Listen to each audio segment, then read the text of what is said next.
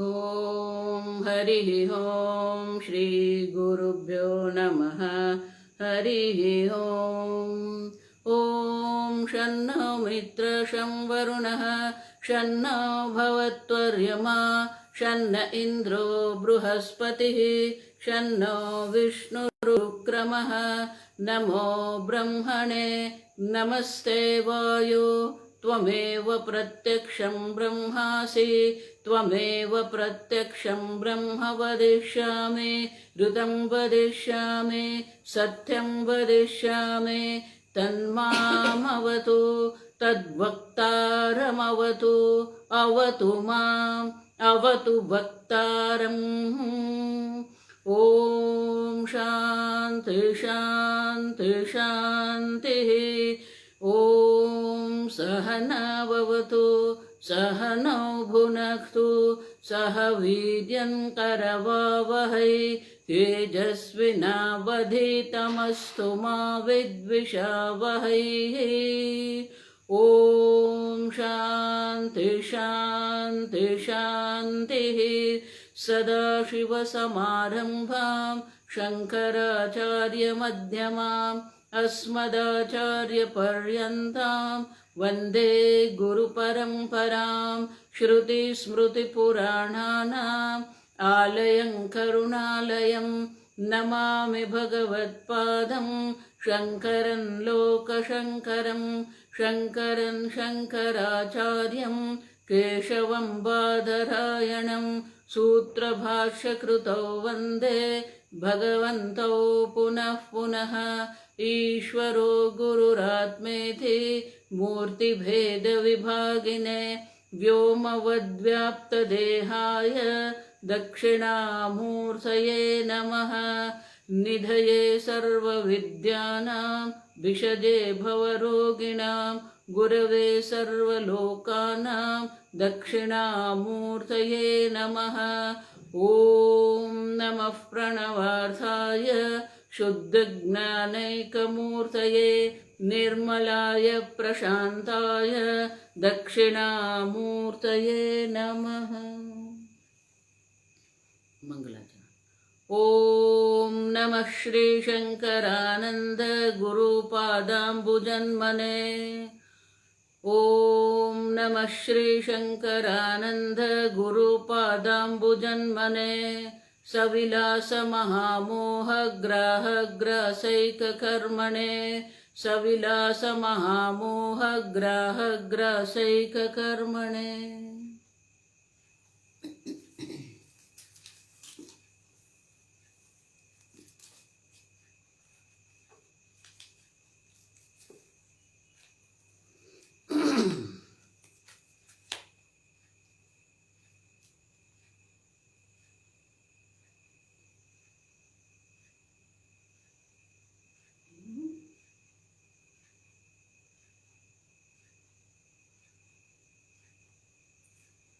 श्लोक नंबर 52 भानवा श्लोक। जीवन मुक्तिरियं मा भूत् जीवन मुक्तिरियं मा भूत् जन्मा भावे त्वहं कृति जन्मा भावे त्वहं कृति तर्हि जन्मापि ते अस्तु तर्हि जन्मापि ते अस्तु एव स्वर्गमा तर्हि जन्मापि तेस्त्वेव तर्हि जन्मापि तेस्त्वेव स्वर्गमात्रात् कृति भवान् स्वर्गमात्रात् कृति भवान्। क्षयातिशयदोषेण स्वर्गो हेयो यदा तदा स्वर्गो हेयो यदा तदा स्वयं दोषात्ममात्मायं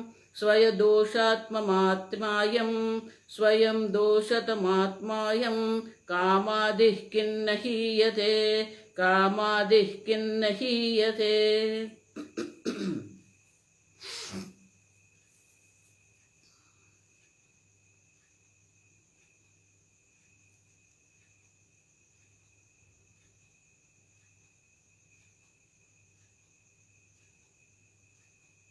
जीवन मुक्ति ही इयम मा भूत। कल हमने देखा विद्यारण्य मुनि कहते हैं कि अगर कोई सोचता है ऐसा, भले मुझे जीवन मुक्ति नहीं मिल जाए, मुझे ज्ञान हो गया है, अज्ञान की निवृत्ति हो गई है, मुझे विदेह मुक्ति की प्राप्ति तो अवश्य होगी, जन्माभावे। तो विद्यार्थी ने उत्तर दिया, तरहि जन्मापिते अस्तु एव।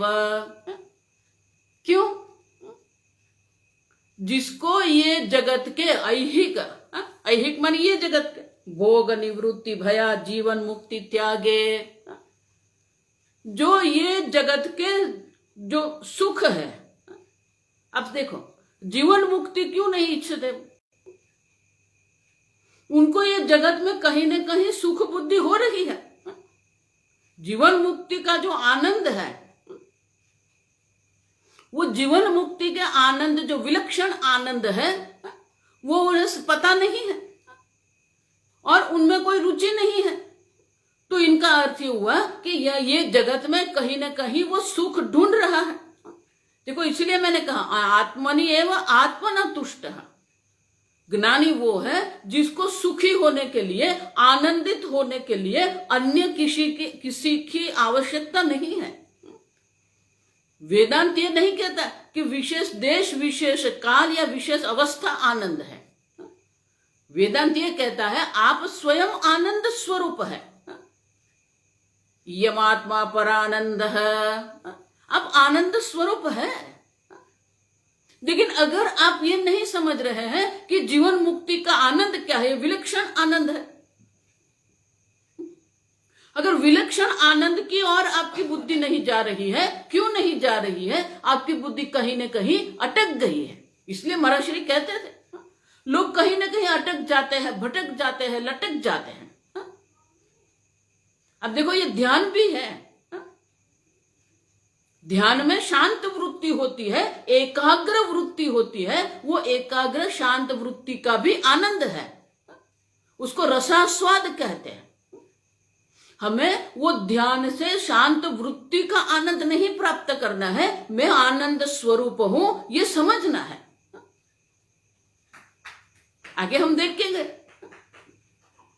कि जो शक्कर है, वो शक्कर को तो पता होना चाहिए मैं मीठी हूं। अब देखो, तो मधुरता उनका स्वभाव है, उसी प्रकार से आनंद आपका स्वभाव है।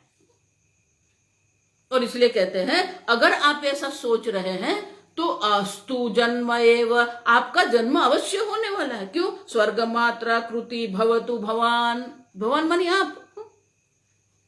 अब देखो, ये यहां के भोग का अगर आप त्याग नहीं कर सकते हो तो फिर क्या है? आमुष्मिक भोग निवृत्ति भय, तो स्वर्ग के सुख की भी आप निवृत्ति नहीं कर सकते। देखो, इसीलिए वैराग्य की व्याख्या क्या है? यह अमूत्र फल भोग विराग। इस जगत के जो भी कोई आनंद है और परलोक के जो आनंद है, ऊर्ध्वलोक के जो आनंद है, सभी आनंद का यह अमूत्र भोग फल विराग। हमारे जीवन में अन्य के सुख, पूज्य स्वामी जी इसलिए हमेशा कहते आपको सुखी होना नहीं है, आप सुख स्वरूप है।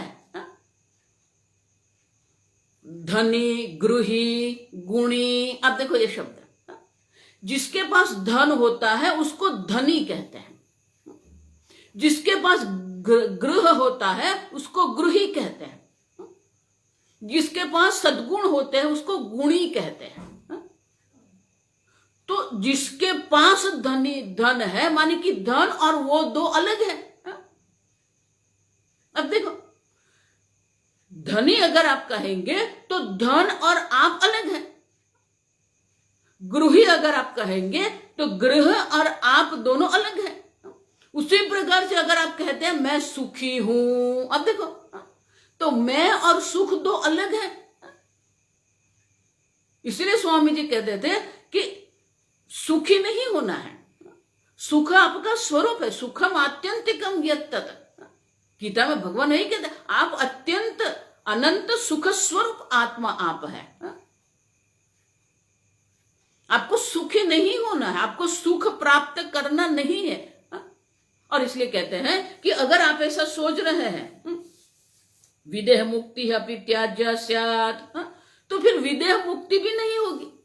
अगर जीवन मुक्ति आप नहीं सोच रहे हैं, जीवन मुक्ति अगर आप नहीं समझ रहे हैं, और जीवन मुक्ति का जो आनंद है वो आप नहीं समझ रहे हैं, अब देखो, तो फिर आपको विदेह मुक्ति की भी कोई संभावना है ही नहीं आपके लिए। वो भी आपके लिए त्याज्य हो जाएगी, मान के त्याग योग्य हो जाएगी। और इसलिए ऐसा मत सोचो कि ये तो हो रहा है, जीवन मुक्ति नहीं है, नहीं। दुखेशु अनुद्विग्न मनः, देखो कितने दुखेशु, बहुवचन है, दुखम दुखम दुखम इति दुखेशु अनुद्विग्न मनः, कितने भी प्रतिकूलता है उनमें, उनके मन में कोई उद्विग्नता नहीं है, कितनी भी प्रतिकूलता क्यों ना हो, मन शांत है, आप समझो, विक्षिप्त नहीं होता है मन। सुखे सुविगत स्पृह, सुख की कोई स्पृहा नहीं है उसमें, मुझे ये सुखी कर देगा, एक विशेष देश, एक विशेष काल, एक विशेष अवस्था, एक विशेष व्यक्ति मुझे सुखी कर सकती है, अगर आप ऐसा सोच रहे हैं तो ये गलत है, आप समझो। इसलिए मैं कहती हूं वेदांत अलग बात है। वेदांत ये नहीं कहते आपको हम सुखी करेंगे, आपको हम मुक्त कर देंगे, आप स्वयं सुख स्वरूप हो, आप जानते नहीं हो। इसलिए वेदांत प्राप्त से प्राप्ति है, आपके पास है लेकिन आप जानते नहीं हो। ये कैसे हो गया? एक छोटी कथा है। चतुर्मास के लिए एक महात्मा कोई गांव में रहते थे। पहले क्या होता था, कोई महात्मा को बुलाते थे और एक छोटी सी झुपड़ी बना देते थे, पराली से झुपड़ी बना देते थे। वो रहते थे वहां पर 4 मास के लिए। तो महात्मा जो 4 मास वहां रहे, तो जहां महात्मा रहते थे नजदीक में ही एक दंपत्ति थे। वो दंपत्ति अपने अपने खेत करते थे। तो दोनों ने सोचा कि बच्चे हैं नहीं और ये खेत का काम है, वो तो दिन में करना पड़ता है, सुबह शाम हम महात्मा की सेवा करेंगे। तो दोनों ने महात्मा की सेवा करना शुरू कर दिया। गैया थी तो गैया का दूध देते थे, भोजन करते देते थे। अब जब सत्संग भी करते थे महात्मा के साथ। अब 4 मास जब पूरे हो गए, चतुर्मास पूरा हो गया, तो सत्संग की पूर्णाहुति हो गई।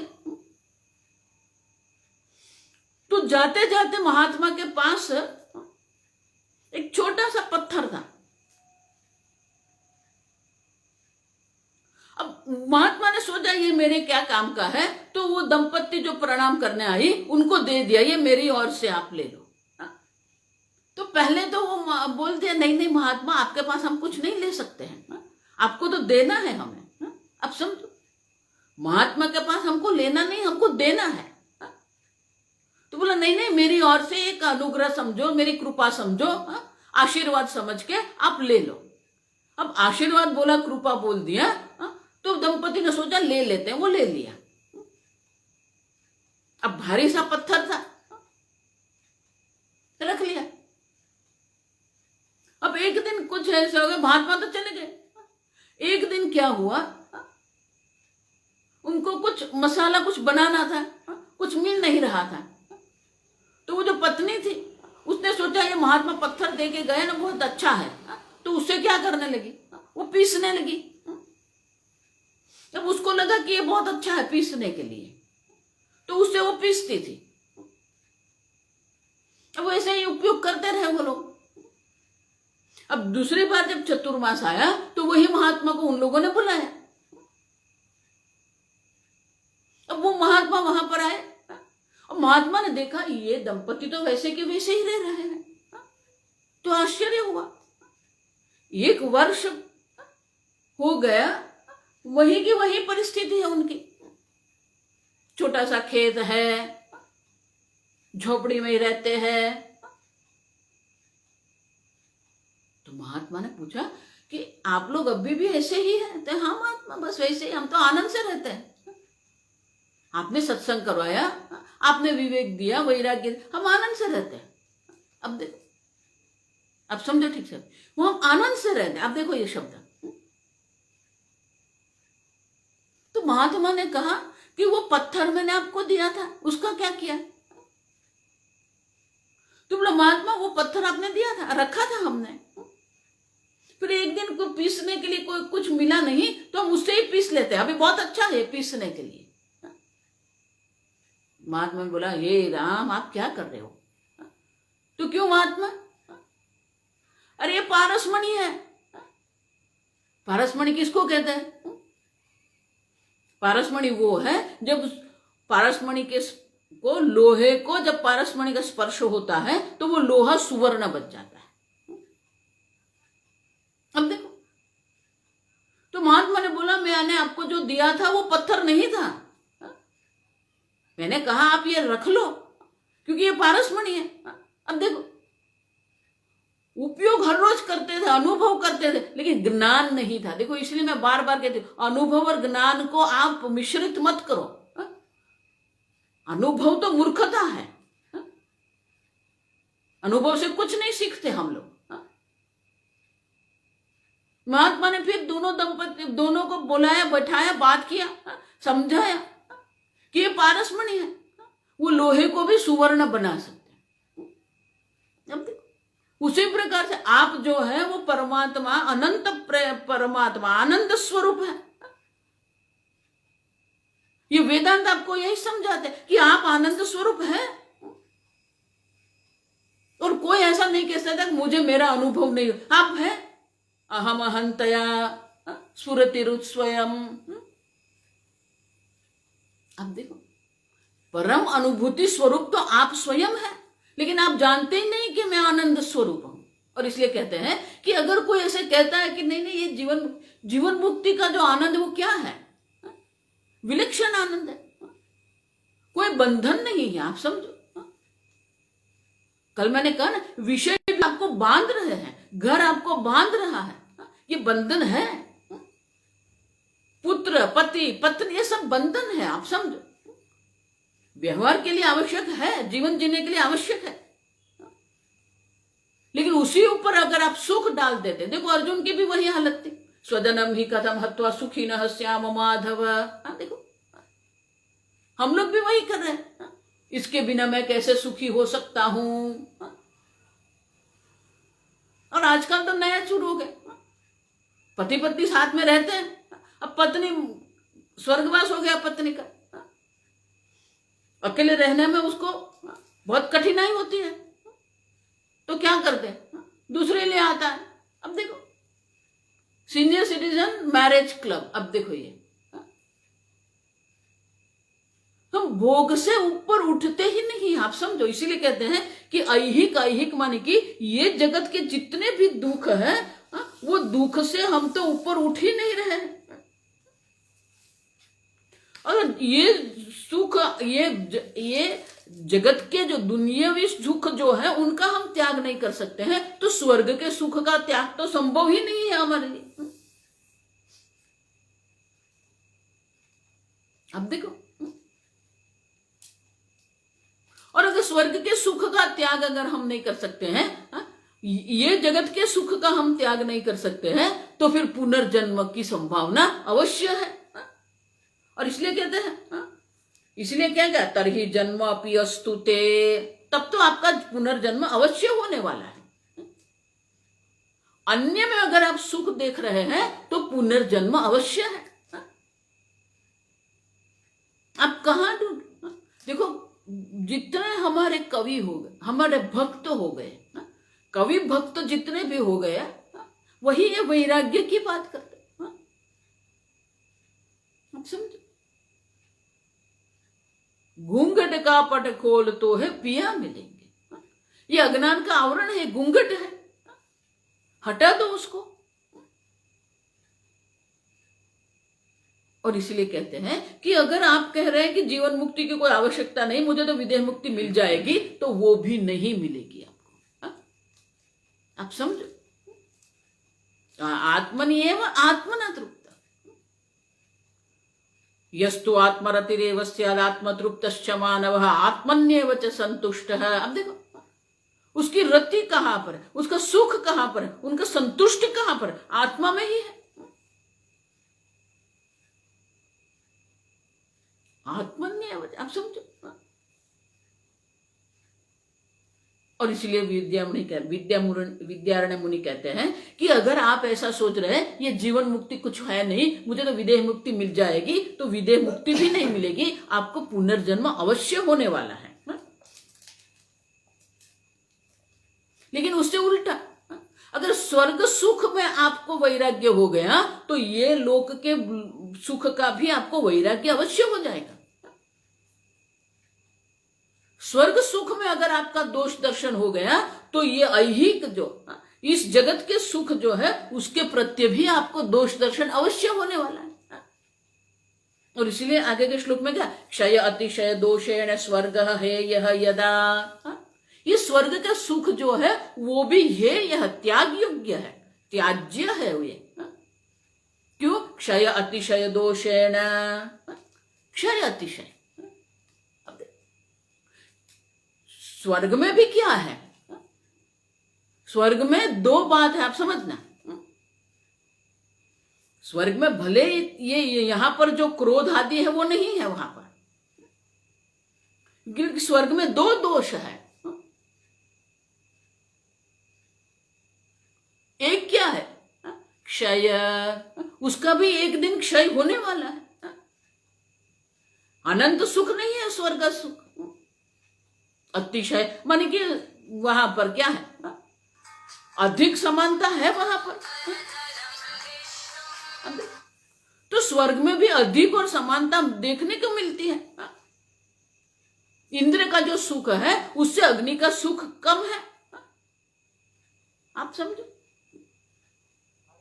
और जब तक ये सुख रहेगा तो ये सुख में जो हम कहते हैं तारतम्य, उसको संस्कृत में कहते हैं, अगर ये तारतम्य है तो फिर ईर्ष्या भी रहेगी, अब समझो।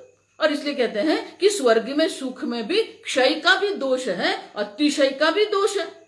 अतिशय माने कि एक देवता का सुख दूसरे देवता से ज्यादा भी हो सकता है, अधिक भी हो सकता है, कम भी हो सकता है। और अगर किसी अन्य देवता का सुख ज्यादा है तो फिर हमें उनके प्रति ईर्ष्या अवश्य होने वाली है। देखो, इसलिए स्वर्ग के जो देवता जो है वो ईर्ष्या से युक्त है और उनका क्षय होने वाला है। क्षीणे पुण्य मर्त्य लोकम विशंति। अब देखो, तो ये दोष है स्वर्ग में भी, और इसलिए कहते हैं क्षय अतिशय दोषेण स्वर्ग हे यह यदा। जिस प्रकार से ये स्वर्ग के सुख में भी दोष है। पूज्य स्वामी जी इसलिए बहुत सुंदर कहते थे कि स्वर्ग में भी ईर्ष्या है, स्वर्ग में भी दुख का अनुभव आपको होगा। क्यों? किसी को अधिक सुख मिल रहा है, किसी के पास अधिक सुविधा है, तो उसको देख के आपके मन में जो जलन हो रही है वो दुख ही आपको करेगा। तो इनका ये अर्थ ये हुआ कि स्वर्ग में जाने के बाद भी आप वहां दुखी होंगे, आपके मन में जलन होगी। और इसलिए कहते हैं क्षय अतिशय दोषेण स्वर्ग। ये स्वर्ग जो है क्षय और अतिशय का दोष से युक्त ये स्वर्ग है।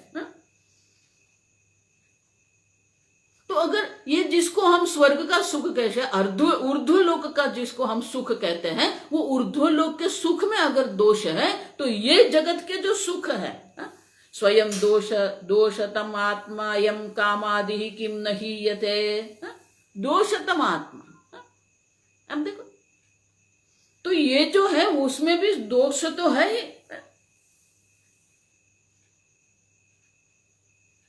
जिसको आप काम आदि कहते हैं, किम नहीं यते, कामादि स्वयं दोषात्मक है, आप समझो। काम स्वयं दोषात्मक है, आप ऐसा मत मानो। इच्छा शक्ति भगवान है, हम मना नहीं कर रहे हैं, लेकिन वही काम आपको क्या कर रहे हैं, आपको बहिर्मुख बना रहे हैं। बाहर सुख ढूंढने के लिए ये काम आपको प्रेरित कर रहा है।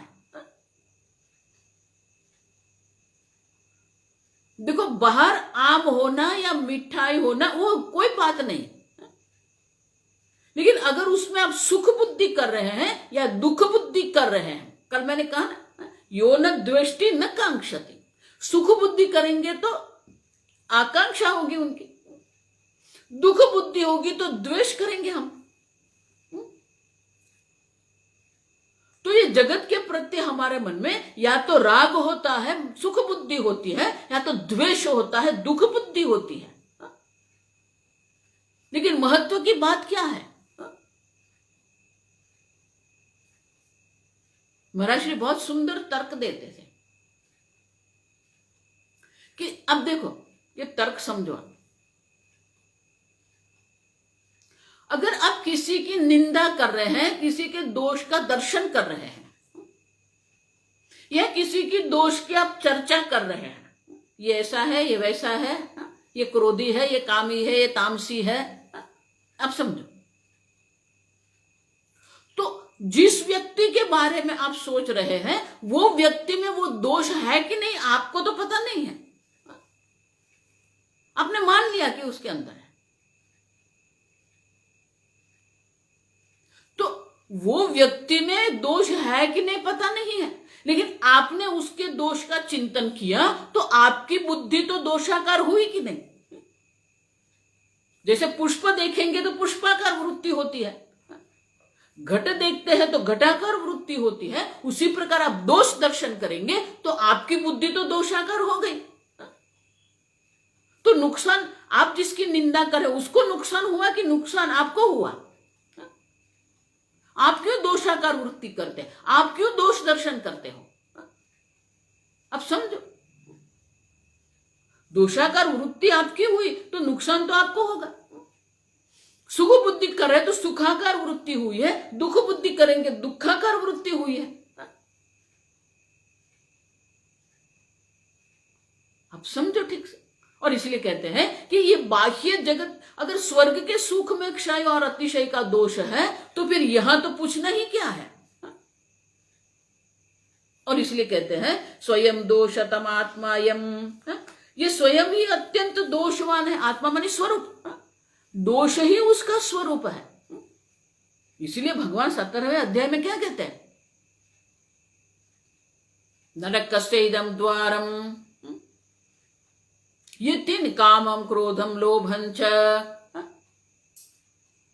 ये काम क्रोध लोभ जो है ये 3 नरक के द्वार है। अब समझो,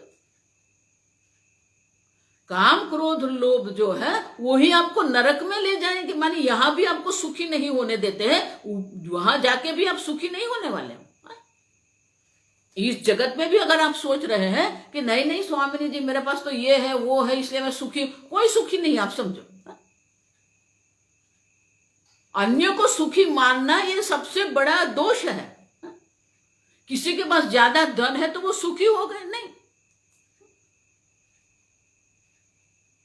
धन और सुख का कोई संबंध नहीं है, गृह और सुख का भी कोई संबंध नहीं है, वस्त्र और सुख का भी कोई संबंध नहीं है, लेकिन सबके साथ हमने सुख जोड़ के रखा है। आप समझो, इसलिए आगे मैंने कहा कि महाराज श्री हमेशा कहते थे, आप जब दुकान में जाते हैं, मॉल में जाते हैं, तो मॉल में वस्तुएं नहीं बिकती है, आपके राग द्वेष बिकते हैं वहां पर।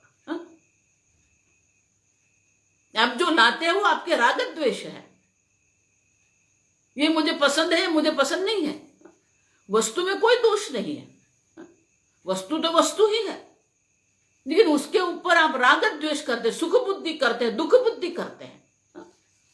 और इसलिए कहते हैं कि अगर आप समझते हैं कि मुझे जीवन मुक्ति की क्या आवश्यकता, कोई आवश्यकता नहीं, जीवन मुक्ति है, जीवन एवं मुक्त है।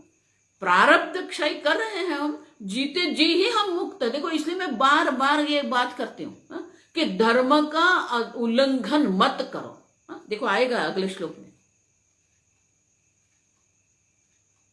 आप सोचते हो कि धर्म का उल्लंघन करके मुझे ये मिल जाएगा, वो मिल जाएगा, लेकिन वो मिलेगा आपको, मना नहीं करती हूं। एक झूठ से आप 5 करोड़ भी कमा सकते हो, लेकिन वो 5 करोड़ से क्या आप सुखी होंगे? वो आपको सुख देगा? धर्म का उल्लंघन कभी नहीं करना है। और ज्ञान होने के बाद ऐसा मत मानना कि ज्ञान तो हो गया मुझे, अभी क्या है, मैं कुछ भी करूं, मैं धर्म भी करूं अधर्म भी करूं। नहीं, ब्रह्म ज्ञान आपको अधर्म का लाइसेंस नहीं देता है। ये मेरा बहुत पुराना वाक्य है। आत्मज्ञान आपको कभी भी अधर्म का लाइसेंस नहीं देता है, आप समझो ठीक से। जीवन मुक्ति मानी क्या है? अधर्म की आवश्यकता है ही नहीं आपको। मैं आनंद स्वरूप हूं, तो अन्य के पास सुख की भीख मुझे मांगनी नहीं है। अगर सुख की भीख ही नहीं मुझे मांगनी है, तो धर्म का उल्लंघन भी आवश्यक नहीं है मुझे लिए। धर्म का उल्लंघन कब हम करते हैं? किसी और वस्तु में हम सुख या दुख देखते हैं। सुख देखते हैं तो उसको प्राप्त करने के लिए अधर्म करेंगे, दुख देखते हैं तो उनकी हिंसा करके हम अधर्म करेंगे।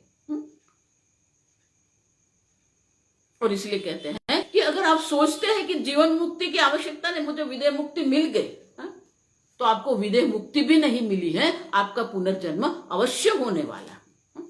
ज्ञानी वो है जो अधर्म कभी नहीं करे, आवश्यकता नहीं है उनको, आप समझो। और अगर प्रारब्ध से भी वो अधर्म हो गया तो भी उनको कोई आवश्यकता नहीं, आप समझो ठीक से। और इसीलिए विद्यारण्य मुनि कहते हैं कि धर्म का तो उल्लंघन कहीं भी नहीं है। और जीवन मुक्ति मानी स्वेच्छाचारण नहीं है, स्वच्छंद बन के जीना वो जीवन मुक्ति नहीं है। कभी कुछ भी बोल दिया, कुछ भी कर दिया, कुछ भी खा लिया, कहीं भी चले गए, नहीं। देखो, इसीलिए आप समझो ये कि जीवन मुक्ति जो है, माने कि ज्ञान के बाद जो आप प्रारब्ध व्यतीत कर रहे हैं, वो जीवन मुक्ति जो अवस्था है, प्रारब्ध क्षय तक जो जीवन मुक्ति की जो अवस्था है, वहां अधर्म को कोई स्थान नहीं है।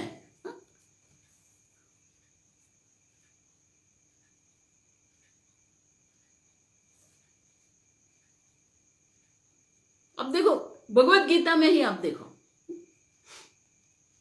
अर्जुन ने जब स्थित प्रज्ञ के लक्षण का प्रश्न किया, और भगवान ने स्थित प्रज्ञ के लक्षण दर्शाए, लेकिन वहां ही आप समझो ठीक से, वहां ही भगवान ये अधर्म की चर्चा करते हैं, काम क्रोध आदि की चर्चा करते हैं, वहां ही ये पतन की चर्चा कर। तो स्थित प्रज्ञ के लक्षण में भगवान ये पतन की चर्चा क्यों कर रहे हैं? ध्यायतो विषयान् पुंसः संगतेषु उपजायते संगत संजायते काम कामात् क्रोधो विजायते। अब देखो, तो जब हम स्थित प्रज्ञ की बात करें जो अपने आप में ही प्रसन्न है, तो वहां ये पतन की बात क्यों भगवान कर रहे हैं? आप समझते हो? दूसरे अध्याय में जो है, पहले 7 श्लोक में अर्जुन को समझ में आ गए कि मेरी सोच में ही कुछ खोट कुछ है, कई कमियां है मेरे सोच में, और इसलिए वो भगवान के शरण में गया, शिष्य बन गया। अब जब वो शिष्य बन गया तो 11वें अध्याय श्लोक से 30वें श्लोक तक भगवान ने उसको आत्मज्ञान का उपदेश किया, और भगवान ने पुरवार कर दिया कि शोक संभव नहीं है, शोक संभव है ही नहीं, न शोचितुम अर्हसि। अब देखो, फिर 31वें श्लोक से भगवान स्वधर्म की दृष्टि से कहते हैं कि अर्जुन, स्वधर्म की दृष्टि से भी कोई शोक की आवश्यकता नहीं, शोक संभव है ही नहीं, आप समझो। और अगर आप सोच रहे हो कि नहीं बार बार मेरा जन्म हो रहा है, तो भी शोक की आवश्यकता नहीं, क्यों? जातस्य ही ध्रुवम मृत्यु ध्रुवम जन्म मृतस्य। अगर आप मर गए तो वापस जन्म होना ही है, तो उसमें दुखी क्या होना है?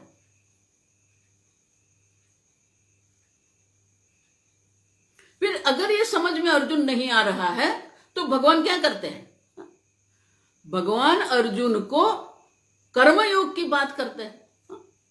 कर्म में ईश्वर अर्पण बुद्धि और कर्म फल में प्रसाद बुद्धि बुद्धि की बात भगवान करते हैं। और इस प्रकार से जो कर्मयोग युक्त जीवन जी रहा है, जिसने अपने राग द्वेष पर प्रभुत्व प्राप्त कर लिया है, उसे ही ये ब्रह्म ज्ञान होता है। राग द्वेष वियुक्त ही। देखो ये क्रम देखो आप।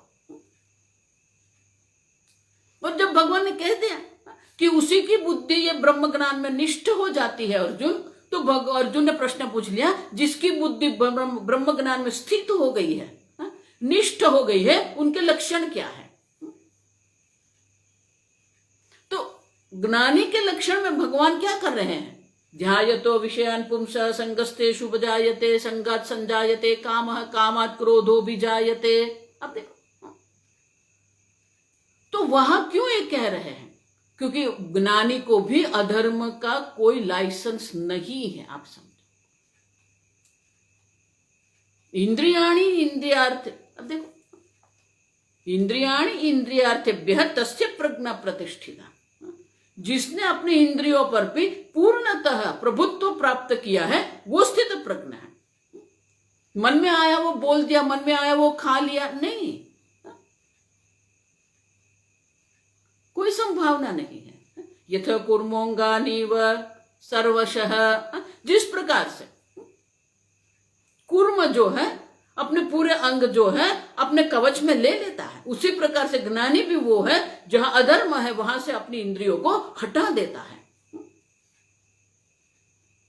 आजकल के महात्मा क्या है, आजकल के संप्रदाय क्या है? करो खोट, अब देख, कुछ भी करो, मुझे धन दे दो आप, काला धन है तो भी चलेगा। अब ये संप्रदाय है, ये धर्म है। देखो बुरा मत मानना, लेकिन मैं जो बोल रही हूं ना वो सच है। ये न के न प्रकार ने आप कोई कमाई कर लो और वो धन हमको दे दो, यानी कि वो अपने शिष्य को अधर्म करने से रोकते नहीं है, तो वो आपका कल्याण नहीं करेगा। जो अपने शिष्य को अधर्म करने से रोक नहीं रहे हैं, अब समझो, वो शिष्य का क्या कल्याण करेगा? सत्यम वद धर्मम चर, आप समझो, धर्मात् न प्रमदितव्यम, कभी भी धर्म में प्रमाद नहीं होना चाहिए, उदासीनता नहीं है। धर्म प्रति कभी भी उदासीनता नहीं होनी चाहिए। प्रमाद मानी इंडिफरेंस, उदासीनता। और इसलिए विद्यारण्य मुनि कहते हैं कि आप ऐसा मत सोचना कि जीवन मुक्ति की कोई आवश्यकता नहीं है। जीवन मुक्ति है और जीवन मुक्ति की प्राप्ति भी होती है। जीवन मुक्ति का जो विलक्षण आनंद है, वो विलक्षण आनंद की भी अनुभूति उनको होती है। और इसलिए कहते हैं कि अगर आप स्वर्ग का सुख आप त्याग नहीं कर सकते हो, तो ये लोक के काम आदि के सुख का भी आप त्याग नहीं कर सकते हो। मानी कि अभी भी आपकी बुद्धि में बाहर सुख ढूंढना है। आप बाहर सुख देख रहे हैं, बाहर सुख बुद्धि है आपकी। और इसलिए कहते हैं कि अगर आपके मन में ये अगर चल रहा है, तो आप जीवन मुक्ति क्या है वो समझते भी नहीं है, और जीवन मुक्ति नहीं समझे हैं तो विदेह मुक्ति की भी कोई संभावना नहीं है। आगे, तत्त्वं बुद्ध्वापि कामादिन, तत्त्वं बुद्ध्वापि कामादिन अशेषं न जहासि चेत्, निशेषं न जहासि चेत्, यथेष्टाचरणं ते स्यात्, यथेष्टाचरणं ते स्यात्, कर्मशास्त्रातिलंघिनः, कर्मशास्त्रातिलंघिनः। देखो स्पष्ट रूप से कहते हैं, तत्त्वं बुद्ध्वा अपि कामादि निशेषम न जहाति। देखो वही भगवान बात कर रहे हैं, आप समझ, प्रजहाति यदा कामान सर्वान पार्थ मनोगतान। मन में जो जो भी कामना आदि है वो मन में है, मुझ में नहीं है, मैं मुक्त हूं। जो जो विकार है वो मन में विकार है, मैं निर्विकारी हूं। और इसीलिए प्रजहाति प्रमानी प्रकर्षेण, अच्छी तरह जिसने सर्व प्रकार के त्याग, कर्म, काम का, इच्छा का त्याग किया है। त्याग किया है माने कि उनमें सुख बुद्धि नहीं करते हैं। प्रजहाति यदा कामान सर्वान पार्थ मनोगता, उसी को यहाँ शब्द अलग है, अर्थतः कहते हैं, शब्दतः नहीं कहते। तत्वं बुद्ध्वापि कामादिन निशेषम न जहाति, अगर आपने कामादिन, काम क्रोध आदि का पूर्णतः त्याग नहीं किया है तो क्या हो जाएगा, आपका जीवन क्या हो जाएगा? यथेष्टाचरणम ते स्यात्। ज्ञान के बाद अगर आपने अधर्म का त्याग नहीं किया है, इच्छा का, सुख बुद्धि, देखो ये इच्छा माने सुख बुद्धि, आप समझो, ये वस्तु के प्रति आपकी कामना है, माने कि वो वस्तु में आप सुख बुद्धि देख रहे हैं, आपकी सुख आप देख रहे हैं वहां पर, सुख बुद्धि है आपकी वहां पर। लेकिन जिसने अपने आप को जान लिया, तत्वम बुद्ध, जिसने अपने को आप सुख स्वरूप, परमानंद स्वरूप जिसको जान लिया है, तो एक बार परमानंद स्वरूप जानने के बाद अन्य वस्तु में सुख बुद्धि की संभावना नहीं है, आप समझो। इसलिए विरोधाभास है। आप देखो, अगर आप कह रहे हो मुझे ज्ञान हो गया है लेकिन इच्छा भी मेरे मन में है, ये संभव ही नहीं है। प्रजहाति यदा कामान सर्वान पार्थ मनोगता, अब समझ। लेकिन अगर ये नहीं हुआ है, आप सोच रहे हैं, देखो ये चेत मानी अगर, मानी कि आप सोच रहे हो मुझे तो ज्ञान हो गया, मैं तत्वम बुद्ध, मुझे तो ज्ञान हो गया है लेकिन मैं ये काम आदि का त्याग नहीं कर रहा हूं, अगर ऐसा आप सोच रहे हो, अशेषतः निशेषम न जहासी चेत, अगर आप उसका पूर्णतः त्याग नहीं कर रहे हो तो फिर आपका जो जीवन वे क्या है? यथेष्टाचारणम, आचरण, आपका आचरण क्या है? यथेष्ट, इच्छा के अनुसार रहेगा, शास्त्र अनुसार नहीं रहेगा। देखो अगर हम देख के गए, शास्त्र विधानोक्तम कार्यम कर्तुम अर्हसि, शास्त्र के विधान में धर्म अधर्म है और वो शास्त्र के विधान का कभी भी त्याग नहीं करना है। आपके कर्म में धर्म अधर्म नहीं है, शास्त्र के विधान में धर्म और अधर्म है। सत्यम वद, लेकिन वही सत्य अगर किसी की हिंसा कर रहा है तो वो धर्म नहीं रहेगा, वही सत्य अधर्म बन जाएगा। हमेशा सत्य धर्म रहेगा ऐसा मत मानना। सत्य को अहिंसा मर्यादित करती है और अहिंसा को सत्य मर्यादित करता है, दोनों एक दूसरे को मर्यादित करते हैं और इसीलिए दोनों आवश्यक है। वो सत्य भी होना चाहिए, सत्यमपि अप्रियम मा वद, अगर किसी की हिंसा होती है, किसी को दुख होता है तो वो बोलने की आवश्यकता नहीं है आपको।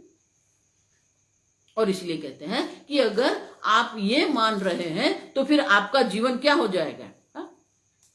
यथेष्टाचारण, यथेष्ट, इष्ट मन इच्छा, आप अपनी इच्छा से जी रहे हैं। आगे मैंने कहा ना, मन में आया वो खाया, मन में आया वो बोल दिया, मन में आया वहां गए, मन में आया वो कर दिया।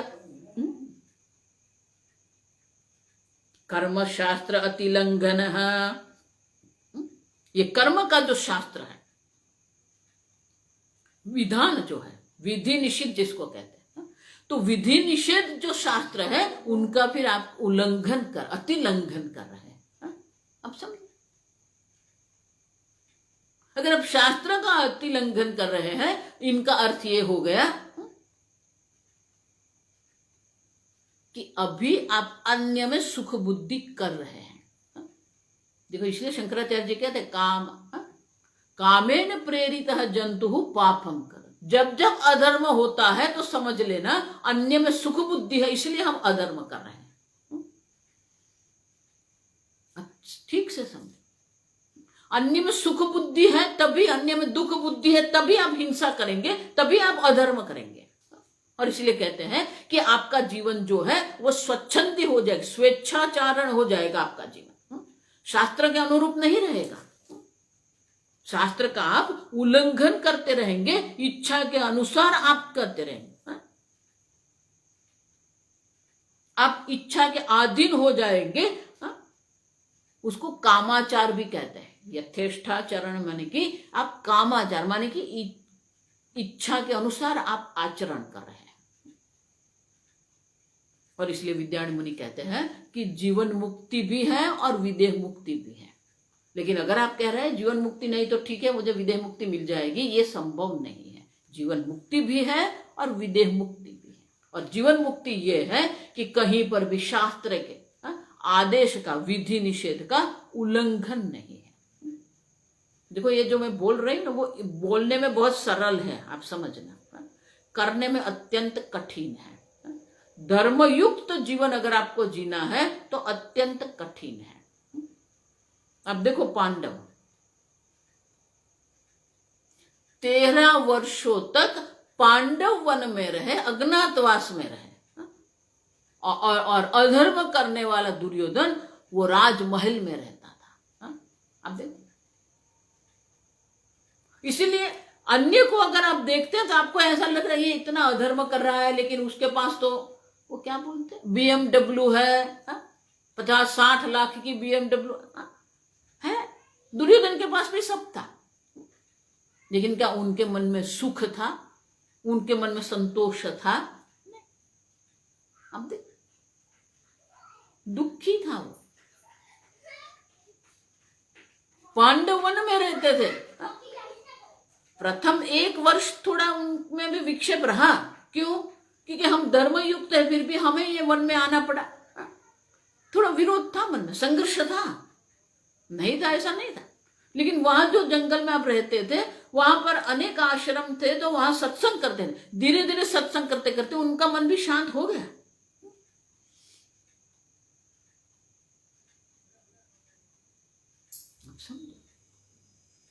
सत्संग के मन शांत हो जाएगा, सत्संग से मन में आनंद होगा। इसलिए भगवान कहते हैं सत्संगत्व निस्संगत्व। मोक्ष प्राप्त करना है तो सत्संग करना पड़ेगा। सत्संग 2 प्रकार के होते हैं, आप समझो। एक सत्संग है सत परमात्मा का जहां चिंतन होता है, जो भागवत कथा है, राम कथा है, ये सत्संग है कि सत परमात्मा का हम चिंतन करते हैं। दूसरा ये वेदांत है, जहां सत वस्तु जो है, ब्रह्म तत्व का हम चिंतन करते हैं, वो भी सत्संग है। सत्संगत्व निस्संगत्व, निस्संगत्व निश्चल, निर्मोहत्व, निर्मोहत्व निश्चल तत्व, निश्चल तत्व जीवन मुक्ति ही। अब देखो क्रम देखो आप,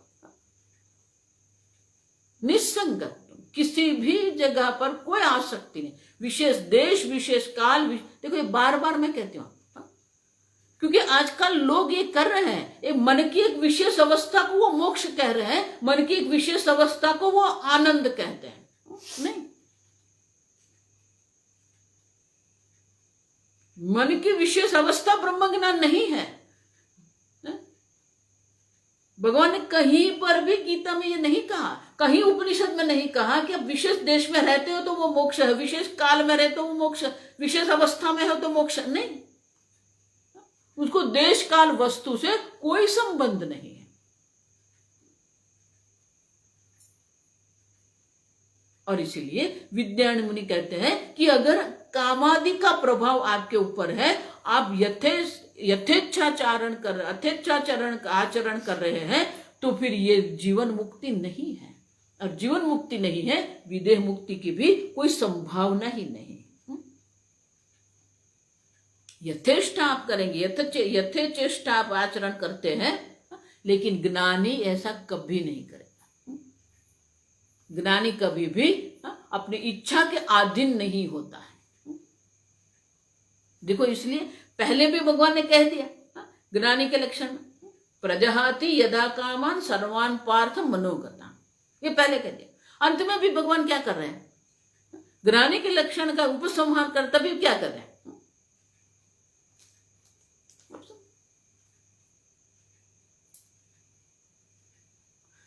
जिस प्रकार से समुद्र जो है, समुद्र में न तो सुख दुख है,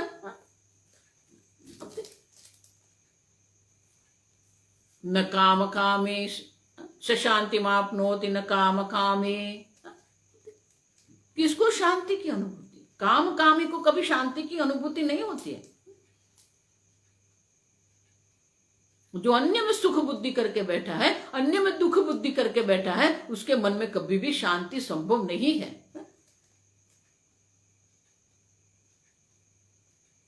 अब तुम, और इसीलिए कहते हैं कि अगर आप ऐसा सोचते हैं तो ये गलत है। और अगर आप ठीक से समझो, और एक संभावना दर्शाते हैं कि अगर कोई विद्वान है, वो बहाना दर्शाता है अपने प्रारब्ध का। नहीं, मेरे प्रारब्ध में ऐसा था इसलिए ऐसा मैंने अधर्म कर दिया, तो विद्वान उनको भी नकारते हैं। अगला श्लोक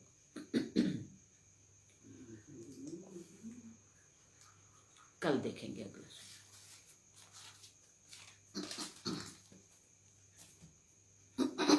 ये 1 घंटा कहाँ हो जाता पता नहीं चलता।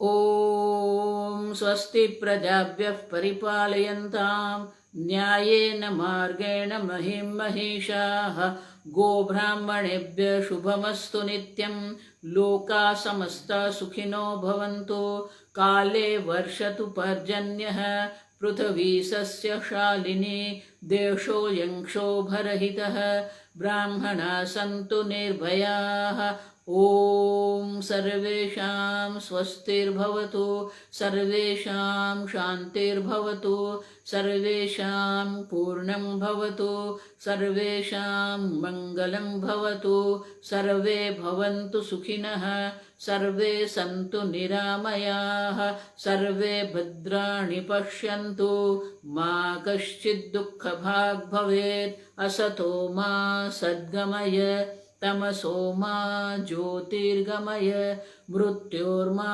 अमृतंगमय। ओम पूर्णमदः पूर्णमिदं पूर्णात् पूर्णमुदच्यते पूर्णस्य पूर्णमादाय पूर्णमेवावशिष्यते। ओम शांति शांति शांतिः। हरिः ओम श्री गुरुभ्यो नमः। हरिः ओम।